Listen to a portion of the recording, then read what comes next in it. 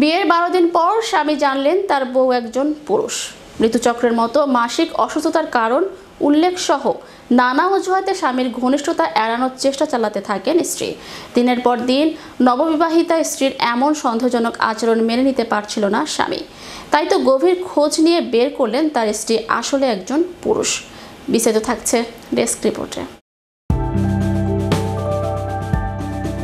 বিয়ের 12 দিন পার হয়ে গেলেও বুঝতে পারেননি তার বউ একজন পুরুষ। সামাজিক যোগাযোগ মাধ্যমে পরিচিত হয়ে ইন্দোনেশিয়ার 26 বছর বয়সী এক যুবক বিয়ে করেছিলেন আদিন্দা কাঞ্জাকে। কিন্তু বিয়ের কয়েক দিনের মাথায় স্বামী জানতে পারেন তার স্ত্রী আসলে একজন পুরুষ। বিয়ের পরও আদিন্দা ক্রমাগত তার স্বামীর কাছ থেকে নিজের মুখ লুকিয়ে রাখতে থাকে এবং গ্রামে স্বামীর পরিবার এবং বন্ধুদের সঙ্গেও মেলামেশা করতে অস্বীকার করে।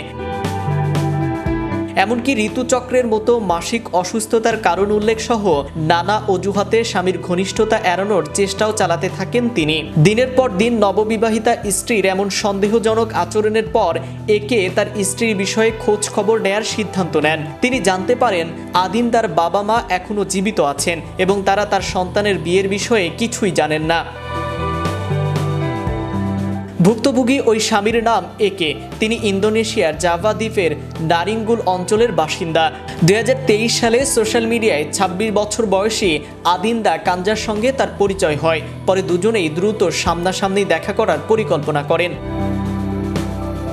একে বলেন কাঞ্জা সর্বদা ঐতিহ্যবাহী মুসলিম পোশাক পরতেন, যার ফলে তাদের দেখা করার সময় তার পুরো মুখ ঢেকে থাকত এবং সে নিজেকে একজন ধর্মপ্রাণ মুসলমান বলে দাবি করত।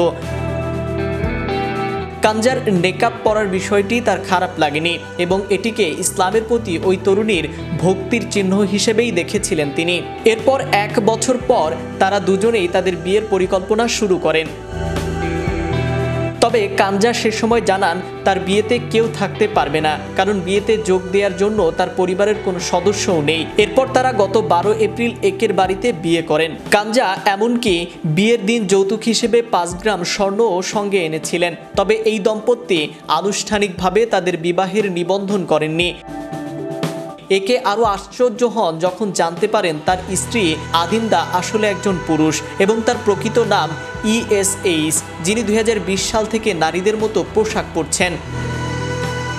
এই ঘটনায় পুলিশের অভিযোগ দায়ের করেছেন ভুক্তভোগী ওই স্বামী।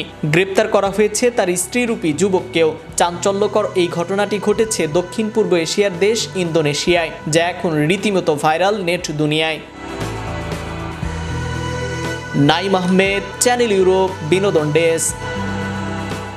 Make your next gathering extraordinary with RC Catering. We cater authentic Asian cuisine, bursting with flavor and tradition, and it doesn't stop there. We also create stunning Asian-inspired decor that sets the mood for your special occasion. Let RC Catering handle everything so you can focus on celebrating with loved ones. Don't settle for ordinary.